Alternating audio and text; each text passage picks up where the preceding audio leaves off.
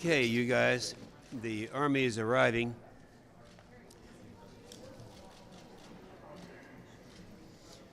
What we're going to do is we have a number of members who are going to be here, and we want to put them in an order that they made the request. And so we'll start off with myself, Senator Risch, Ernst, Portman, and then each one of them has the order so they can pass it on to the next one. All right? So we have Russia. They're continuing to build up. We know what they're doing. We see every day the Ukrainian borders. The best way the United States can support our friends in Ukraine is to quickly deliver additional aid and bolster Ukraine's defenses. The administration is about 3 months behind where they should be at this time. Sadly, this is history repeating itself. When Russia first invaded Ukraine in 2014, the Obama administration initially failed to send military aid. Only after my colleagues and I sent a legal minimum on funds for lethal defensive aid back in 2017 did things really get started. And you might remember that was when we had our defense authorization bill, the NDAA, where we put the legal minimum on funds for lethal defense to make sure that got done. Many of those Obama-era officials, including the president himself, are back in the White House, showing the world that they didn't learn any lessons from 2014. Worse, when the Biden administration had done everything in its power to support the Nord Stream 2 pipeline, this was going on. This project would line the pockets of Putin. We all know what this would do and the results that they would have. Many of my Democrat colleagues were quick to criticize President Trump, claiming that he didn't do enough initially to push back harder on the Russian aggression. And then now they realize that how much more he did than the Democrats did during their time frame. Now, I'd hoped to pass bipartisan support for Ukraine that would continue, but sadly, it has not. Last week, many of my Democrat colleagues opposed the legislation that would have stopped the pipeline. Deterrence is critical because we know that Russia won't stop with Ukraine. And when I was in Romania last summer, they made that very clear. They may be talking about Ukraine right now, but I'm next. And I think most of the others agree with that. So that's the major problem that we have right now. My last comment would be that the administration has finally started taking this situation more seriously, but they're mostly focused on what the U.S. would do after Russia invades, not what are they going to do to stop Russia from invading. Senator Risch. Thanks, Jim. Well, first of all, let me say that to start with, a number of us spent about an hour with the President this morning talking about this issue and the path forward. The first thing, and I want to underscore this for people who are listening around the world, and that is this country, our Congress, the administration are unified in their opposition to what Russia is doing. Now, we continue to robustly discuss what the response to that should be. Those of us that are on Foreign Relations and Intelligence Committee have watched this deteriorate over the last 4 months, and it is disheartening to see that the trajectory is in the wrong direction. It's really important that the trajectory be reversed, and the only way that's going to happen is if we start acting now. And the diplomacy has gone on for a long time. Putin has not come off his number one demand, and that is that there be assurances that the Ukraine and other countries not be admitted to NATO. To Putin, I would say, you have no control over this whatsoever. This is in the hands of the Ukrainian people. It's in the hands of NATO as to who gets in and who does not. That is off the table. As far as the other negotiations are concerned, they have gone on as they've gone on. Progress is going in the wrong direction, and it's really time that we start taking action to show that indeed we do want to stop this. As Senator Inhofe has indicated, the focus now should be on stopping an invasion, not talking about what happens afterwards. What happens afterwards is not really debatable. The Russians are going to have a very good first day if they invade. After that, the sledding gets very difficult, as they have found out in other places. Occupying a country is very difficult. It's expensive in both blood and treasure. And the president said he has pointed that out to President Putin. And that's something that needs to be underscored as we go forward. With that, Senator Ernst. Thank you, everyone. And last week we witnessed the left's actions, which were the election takeover hysteria, and it overshadowed what's happening right now between Russia and Ukraine. And oddly enough, with all the discussion today, Senate Democrats filibustered. Yes, I said that correctly. They filibustered an effort to reinstate sanctions on the Nord Stream 2 pipeline. And tonight, they'll try and change the filibuster. This was actually a gift to Putin, their actions. It allowed allowing the completion of the Nord Stream 2 pipeline gives Russia a very powerful means to isolate our democratic partner, Ukraine. And it's more of the Biden foreign policy doctrine, which is appeasement of our adversaries. And I've consistently urged the Biden administration to prevent completion of Nord Stream 2 and actively support and bolster Ukraine's military. The Secretary of State's negotiations over the last several weeks, and it's been pretty clear, they are designed to de-escalate, but they've failed. Because Putin doesn't take this president, they don't take his threats, and they certainly don't take his leadership seriously. They are looking at Afghanistan, and did we not learn our lesson with Afghanistan? We have 10 to 15,000 Americans in Ukraine. 10 to 15,000, and what I haven't heard from this administration is what are we doing for Americans that live in Ukraine? Again, have we not learned our lessons from Afghanistan? President Biden needs to stop appeasing Putin. He needs to stop it right now. And as my colleagues have stated, once they have pushed on an invasion into Ukraine, it's over. Lives have already been lost. Sanctions and actions need to happen now. Yep, Rob Portman from Ohio. We just got back last night from a congressional delegation trip to Ukraine. It was bipartisan, led by Senator Jeanne Shaheen and myself. Senator Wicker, Senator Kramer were part of that congressional delegation. And this morning we were able to attend a secure briefing by the President and his team.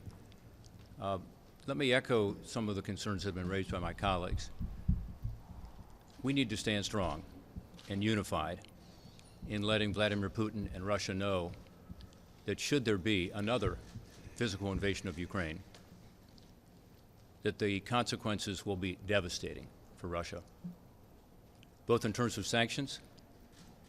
We talked about Nord Stream 2 earlier. Nord Stream 2 was a bad idea. It's an even worse idea now that Russia has mobilized this massive, unwarranted force along the border of Ukraine. But the other sanctions that must be discussed publicly and made clear would go much further than just sanctioning Nord Stream 2, which of course has to happen. We also need to let Russia know that we are going to provide additional military, defensive, lethal weapons to Ukraine. Already we are doing that.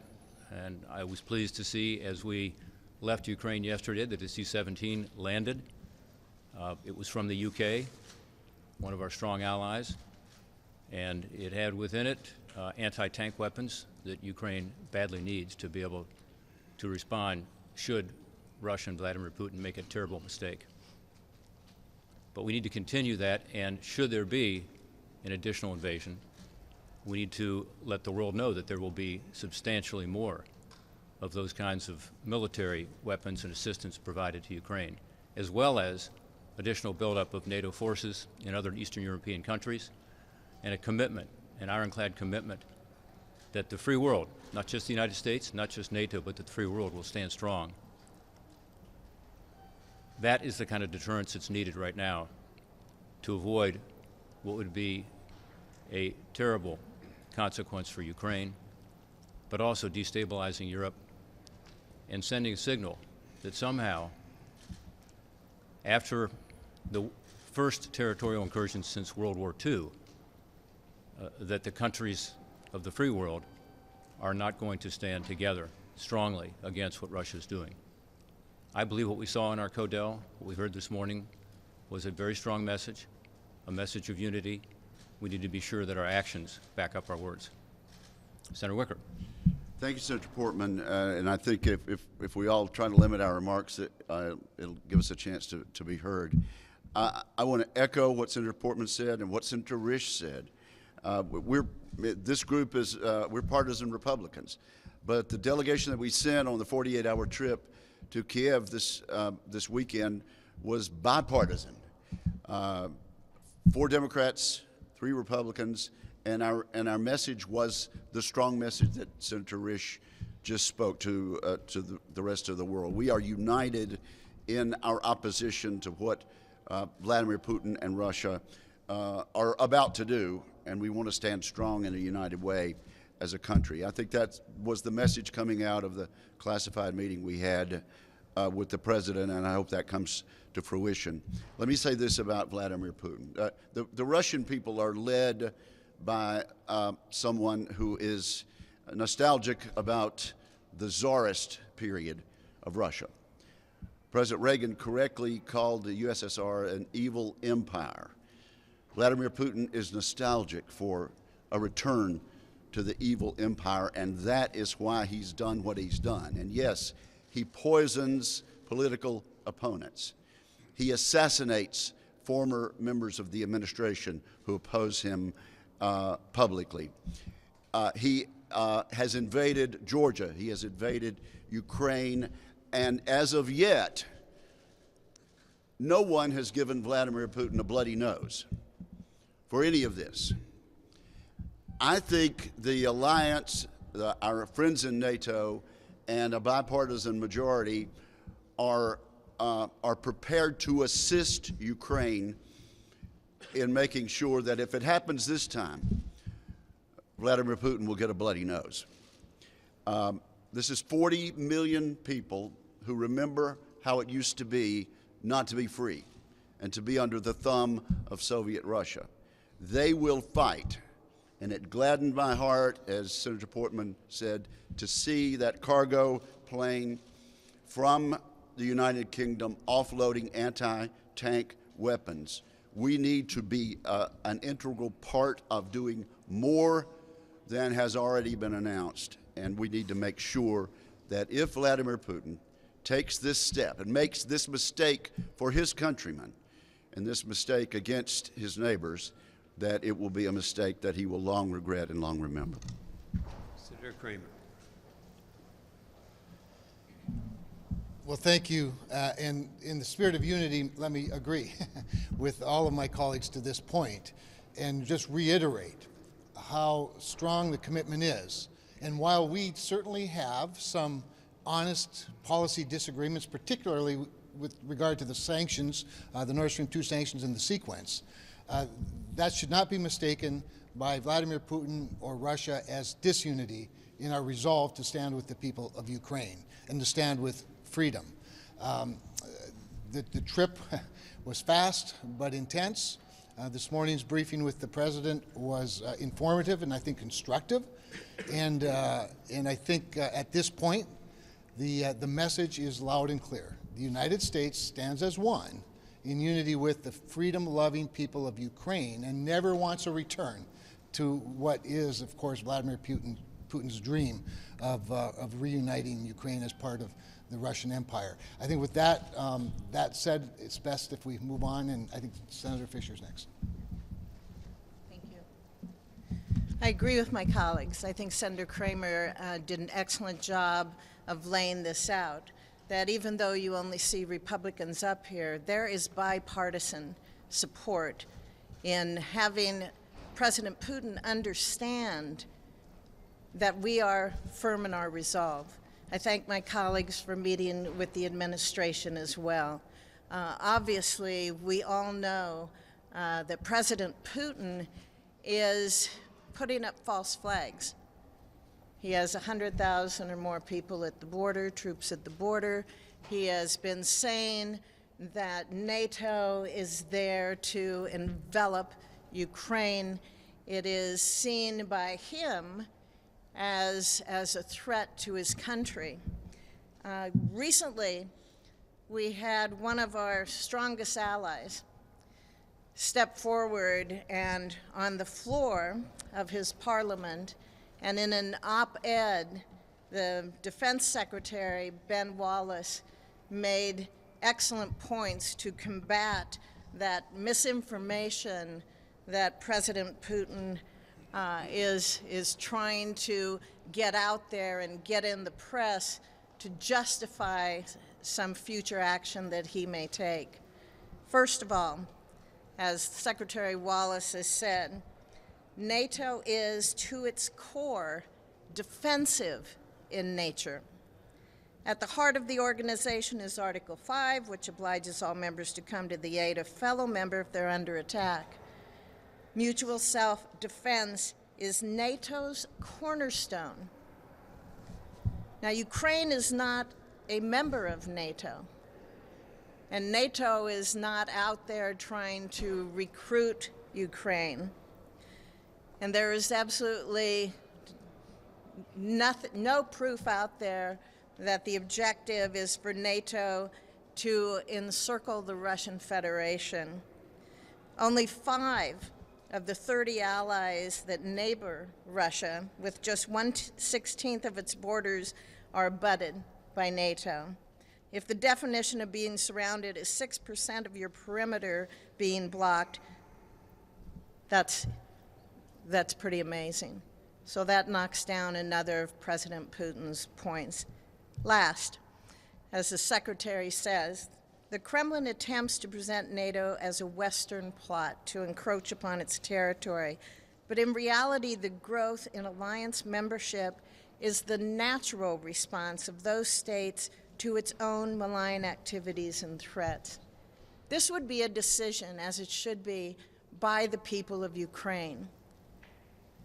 Our mission here is to be able to make the point to President Putin that the road he seems to be on infringes upon that sovereignty of that country and upon the Ukrainian people.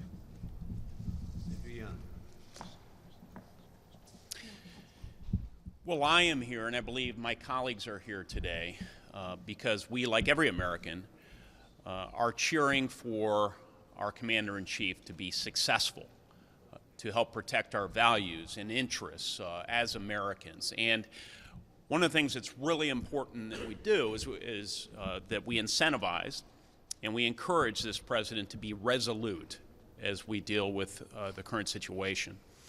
This could be a fulcrum moment in world politics and international relations. We have 100,000 troops that the Russians have deployed on the border with Ukraine. And if a message is not sent to Vladimir Putin, the strongest possible message that every encroachment he makes will be met with incredible pain. In order to dissuade his encroachments, then this sends a message to not only our allies in the transatlantic partnership that we have, but also it sends a message to other thugs and autocrats around the world who have designs on other pieces of territory. Vladimir Putin has demonstrated over the last 2 decades in Crimea, in eastern Ukraine, in Georgia, that he has a voracious and massive appetite for territory. But he is not the only one. If the United States does not stand firm at this moment in time, in this place, and in this situation, then we could see encroachments that will impact our commerce, our way of life in the future. The U.S. still remains the world leader, the protector of our international system. We do not have a self-regulating order. We must make order. This administration must understand that we continue to carry that burden of leadership. I encourage them to do so. That has been undermined in recent days in our failure as a country to reimpose economic sanctions on Putin's Nord Stream 2 pipeline. But we have an opportunity here to restore our credibility, to restore deterrence, not just in Ukraine, but also in so many other areas of the world. And I encourage this president and this administration to stand firm. Senator Cotton. Today, more than 100,000 Russian troops are encircling Ukraine on Russian territory, in the Black Sea, on Belarus, for that matter, in Ukrainian territory, in Crimea and the Donbas. They could invade Ukraine at a moment's notice, not weeks, not days, but a moment's notice, waiting perhaps for nothing more than favorable weather conditions. That didn't just happen. It is the result of a year of Joe Biden's impotence and incompetence towards Russia in particular and in foreign policy more generally. One of President Biden's first actions in public office last January was to grant Vladimir Putin his #1 priority, which is a no-strings-attached extension of a one-sided nuclear arms treaty. Then granting him his second priority, letting him complete the Nord Stream 2 pipeline. Then looking the other way at the Colonial Pipeline hack. And then, of course, Vladimir Putin saw Joe Biden's incompetence in Afghanistan last August, and he's concluded that the time is right to achieve this long-held goal. Now, it has to be said that many of our allies have been standing with Ukraine, but one ally in particular has not, and that's the nation of Germany. Germany continues to insist that Nord Stream should go forward. They refuse to be specific about the kinds of sanctions and penalties Vladimir Putin should face if he invades Russia. There were even reports this weekend that Germany did not allow that British aircraft transporting defensive missiles to Ukraine to cross German airspace. The time is late, but the only way we could possibly deter Vladimir Putin from invading Ukraine is to take action now, like providing Ukraine with more anti-tank missiles and with anti-aircraft weapons, defensive weapons that would not be used offensively, would only be used against Russia if Russia chooses to invade. By reimposing sanctions now on Nord Stream 2 and being very specific about the kinds of consequences Russia will face should it invade. Sanctions on its entire energy sector, being cut off from the international banking system, and the oligarchs who both benefit from and prop up Putin's rule facing sanctions themselves and visa bans in Western Europe. Those may not be enough, but that is the only thing at this moment that could perhaps change Vladimir Putin's cost-benefit analysis. Because right now, he believes the benefits of invading Ukraine will far outweigh the costs. We have to change that. Senator Scott. Joe Biden's act of being Mr. Nice Guy and appeasing everybody, appeasing these dictators, got to end. He's got to start acting in the best interest of American citizens and our allies. He's got to get a backbone. He's got to quit appeasing Putin. It hasn't worked. So step one, he's got to right now implement sanctions to stop Nord Stream 2. And number two, he's got to do everything he can with U.S. assets, with assets of our allies, to make sure the Ukrainians can defend themselves. If he doesn't, we're going to watch Putin do the wrong thing, and we're going to watch other dictators and thugs around the world do the wrong thing. So hopefully this president will finally step up and say his act of being Mr. Nice Guy and appeasement doesn't work, and he'll change. Thank you. Senator Cornyn. Historically, wars are easy to start and they're hard to finish. That's why this threat of sanctions after the fact is not alone enough to deter Vladimir Putin. and to prevent him from further invading Ukraine. Neither are the promises of financial assistance to the Ukrainians at some undetermined position or time in the future sufficient to deter Putin. And make no mistake about it, our goal on a bipartisan basis should be to stop Putin and to make him think twice about invading Ukraine. One of the things that we should do is to consider whether we ought to, as we did in World War II, make the United States once again the arsenal of democracy and provide, along with our allies, lethal weapons with which to deter and to defeat Vladimir Putin's invasion. There's no question that weakness or perception of weakness is a provocation to authoritarian figures like Vladimir Putin or President Xi. And you can bet your bottom dollar that President Xi is watching what's happening in Ukraine and calculating what the United States response might be if they were to invade Taiwan. So our goal ought to be to stop Vladimir Putin, not to try to punish him after the fact, after he's already initiated a war, but to stop him and deter him, letting him know that the democracies around the world will join together in providing the Ukrainians everything they need with which to defeat the Russian invasion and to restore their democracy. Senator Rounds. I have the opportunity to serve on both the Armed Services Committee and the Foreign Relations Committee. Let me begin by just simply saying that this group of United States senators here stand in unison when we talk about our foreign policy. Just to summarize, number one, we support what Secretary Blinken said today about the fact that we stand solidly with our friends, the citizens of Ukraine. We welcomed his strong comments this morning. Second of all, when President Biden announced in February that he would not enforce sanctions on Nord Stream 2, it was met by Mr. Putin immediately beginning in March to amass soldiers and supplies on the Ukrainian border. Not acceptable. We strongly recommend that as a response to that sanctions be imposed and that there should be a cost to Mr. Putin and his activities in and around Ukraine. Furthermore, it is critical, and you've heard this from almost all of us, it is critical that we provide defensive capabilities to our allies in Ukraine as they courageously defend their country against the threat of a Russian invasion. And finally, we're not looking for war. We want the diplomatic activity to continue, and as a body, we support a diplomatic response and a final outcome without bloodshed. Diplomacy is critical, but Mr. Putin has to understand that he simply cannot use aggression to reshape Europe. Thank you. Thank you, Senator Rounds. I think that covers most of us here. Questions? And I'd invite our members to get up a little closer here. Yes. Thanks.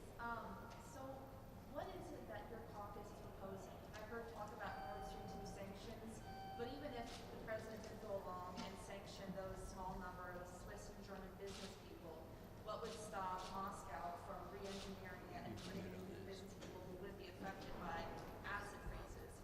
Senator Menendez has a sanctions bill, so does Senator Rubio. Are you thinking about bringing them together soon for like a consensus bill? Rob. Jim, you want to talk about that? Well, I said earlier, Nord Stream 2 pipeline was a bad idea long before the massive and unwarranted and provocative buildup of military forces along Ukraine's border. Now it's a terrible idea. It was a bad idea initially because it gives Russians a tremendous weapon. It's an energy weapon and makes Europe dependent on Russia. We've seen what happens to Ukraine, to Moldova more recently. Russia uses it as a political weapon. I disagree with you that imposing the right kind of sanctions could be circumvented. I also believe that the new German government is re-looking at this. particularly the Green Party, as part of their coalition, but also the Social Democrats. And what I hope all of us agree with, I think we do, Senator Cotton spoke to this, is that we want Germany to step up and to ensure that we do not see this pipeline be completed. It not only creates this dependency by Europe on Russia, it also hurts Ukraine in a very fundamental way. The existing pipeline goes through Ukraine that provides much of this natural gas. Ukraine gets fees from that. More importantly, in a way, it's an insurance policy, because this is something Russia cares about. And then finally, of course, it provides natural gas to the people of Ukraine. So this is a bad idea. It's become an even worse idea, and we believe that sanctions are appropriate. We also believe that Germany needs to step forward, understanding that Ukraine is a sovereign, independent country whose territorial integrity is being threatened. They're also a part of greater Europe. And I agree with my colleagues that it doesn't end here if we do not take strong action to deter Russia from making a terrible mistake. Let me take a quick shot at this. First of all, I disagree with your premise that it can't be stopped. It can be stopped and will be stopped if the administration takes the action that it should take and should have taken some time ago. But let's not get the Nord Stream 2 thing lost in the overall objective here, and that is to see that an invasion does not take place. There's a couple other things we've urged the administration to do. They are taking action in that regard, I think delinquently, but they are. We have additional defensive measures that are weaponry that is being that's headed for the Ukraine as we speak. In addition to that, a couple of our allies have asked for relief from their licenses so that they can provide material. I understand that that's being done, and bless the UK for stepping up and doing what they're doing. Bill, I know one of you brought it up, that you're talking about this idea of bipartisan unity on opposing what Putin is doing. What do you think the chances are of turning that into some sort of legislative action, either with the Menendez bill as a vehicle for that? I know, Senator Kramer, you have expressed some support for what Menendez wants to do in that package, and the leadership has said that they're open to reasonable additions and modifications to that from Republican members. What do you think the chances are of turning that into a bipartisan legislative package? Well, there are members of both parties discussing that in the relevant committees. I think passing something's better than passing nothing. I think passing Menendez instead of Rubio is not as good as passing Rubio. That said, I think if we can get the two parties together, and we ought to work on it now, and we ought to work on it hard, and we ought to work on it fast, and it ought to include everything. I think Senator Cotton listed a number of them, including SWIFT, cutting off SWIFT, access to the global electronic payment system. It's got to be severe, and it's got to be broad-based. The sequence is a debatable issue. It's a disagreement. I think we can strengthen some parts of it more like we'd like it, agree to some of the things that Democrats want, but at the end of the day, I think we need to get to a package that is decisive and that is enough to be a deterrent to action. And again, getting back to Nord Stream 2, it never should have been built. It has handed Vladimir Putin leverage he should never have had. That said, it is now a source of revenue for Vladimir Putin that, if it is stopped, can still hurt, and we need to be committed to that. And we need Germany to say publicly that they're committed to that. About another aggression that already happened a couple of days ago, on another very important ally and partner for the U.S., the UAE. It happened from the Houthis, a group supported and backed by Iran. It was very brazen and a threat on civilian facilities. So, what's your comment? Yeah, we're talking about the Ukraine here today. We'll take that up at another time. During your trip to Ukraine, did the Ukrainians ask for any specific weaponry, either offensive or defensive, that the Biden administration has not taken off the table?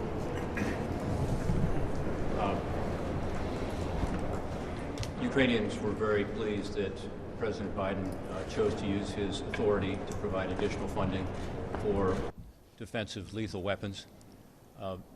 As you can imagine, they talked about anti-tank and anti-aircraft weaponry, and it should be noted that the United States Congress acted in the National Defense Authorization Bill, which all of these gentlemen supported, to increase funding for military aid as well. So you have both the President's ability to transfer funds, which he has done recently, and that's resulted in additional weaponry. But also in the National Defense Authorization Bill and in our appropriation bill, you're going to see an increase in funding for military assistance. The point being made this morning by my colleagues, which I agree with, is that we need to do even more. You know, we are in a position of being able to help Ukraine defend itself. I will say, too, that whether it's Denmark, whether it's the UK, whether it is other countries in Eastern Europe, including Bulgaria, the Baltics, and so on, a number of countries are stepping up and providing ammunition, providing weapons, and so on. And as I said earlier, that's encouraging. We need to be sure that we are unified as a free world. Senator, is there a specific number you're looking for then, or is there any number that we're looking at which would be enough, or is it just we need to move more? We had an increase in $50 million in the NDAA, and we would like to see even more. To be honest, if we had a chance to offer amendments to the NDAA, which was not possible, I think we all would have voted for, and we would have had bipartisan support for even more. And so my hope is in the appropriations process we can do even more.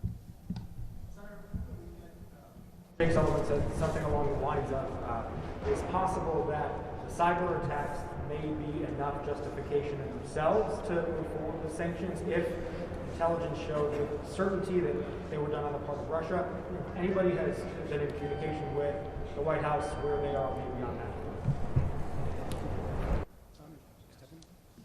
Well, I don't think there's much confusion about where these cyber attacks against Ukraine are coming from. It's like the Colonial Pipeline hack as well. Attribution is not that difficult. Is that the president doesn't appear to want to follow through on the sanctions. He has more than enough power to take the steps we've outlined here, whether it's sanctioning Russia and some of these cyber actors for those attacks, providing not just anti-tank but anti-aircraft weaponry, imposing sanctions on Nord Stream 2, threatening the kind of sanctions that only America can lead on. He has more than enough power to do those things right now.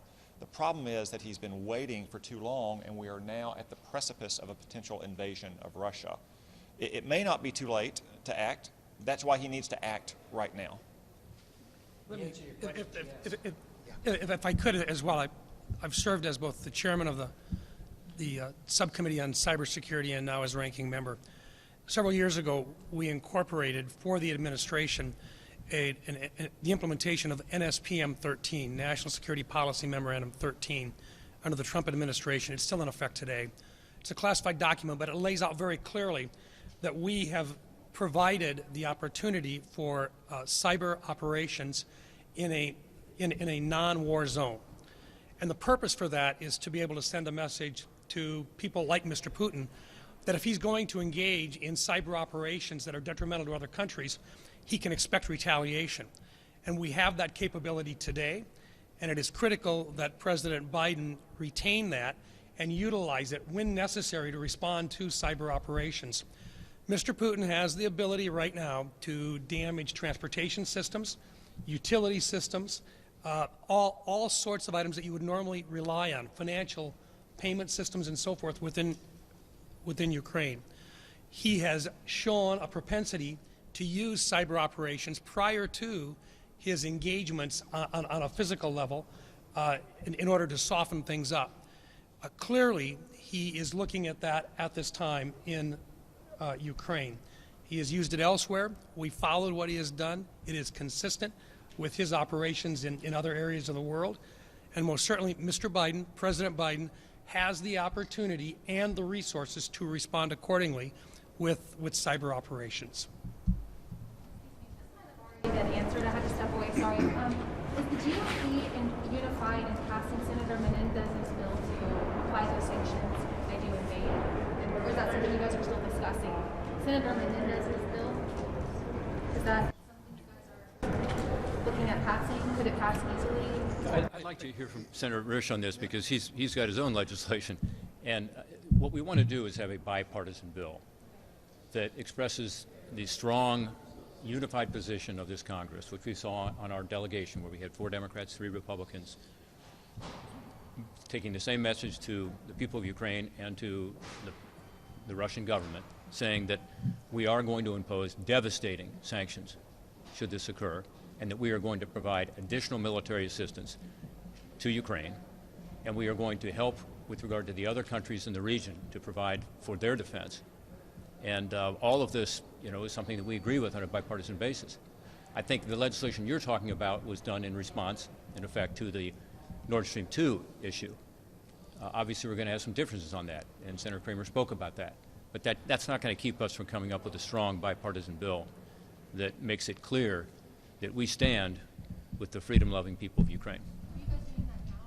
We're working on There's that. discussions on that going on, ongoing right now. Thank you. Senator, what was the overall response to the information you provided to the administration this morning in the secure briefing? You know, I thought it was a very instructive and constructive discussion.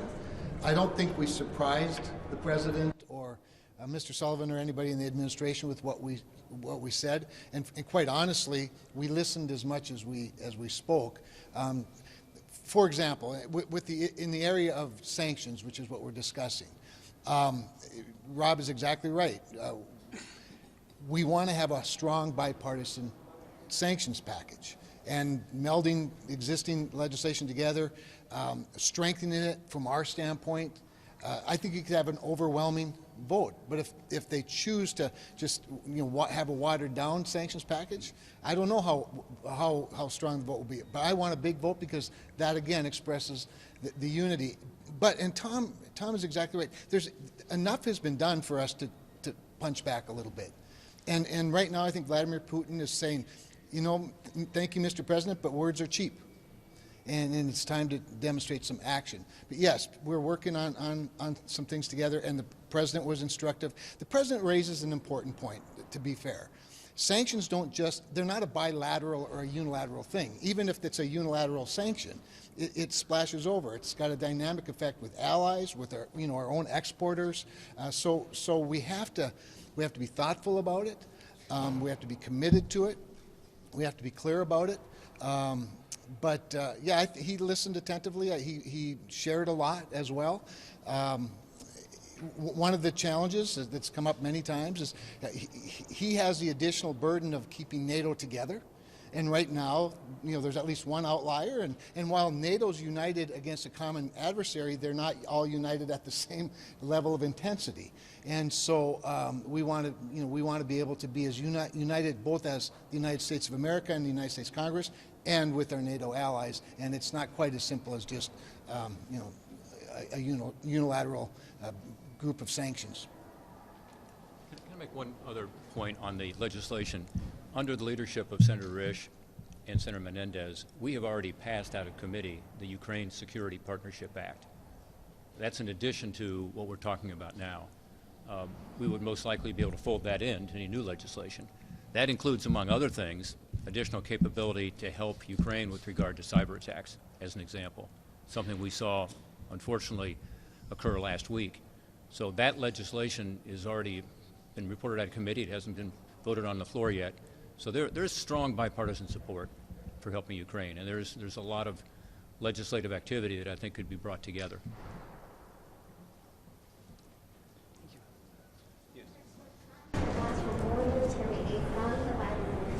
On top of the $200 million that's approved by the administration already. So would you be concerned that more military aid might stir up more chaos while playing into the hands of Russia while they're trying to allegedly stir up more chaos at the border?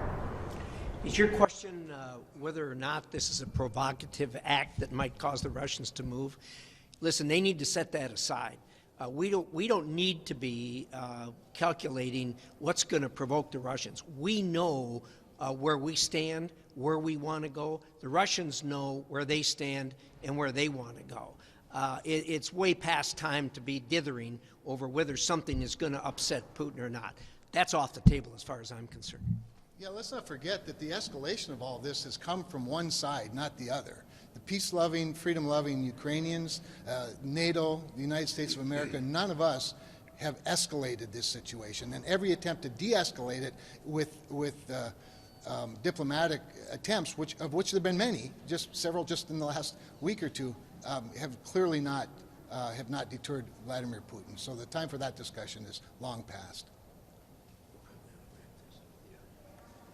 Thank you. Thank you. All right, thank you.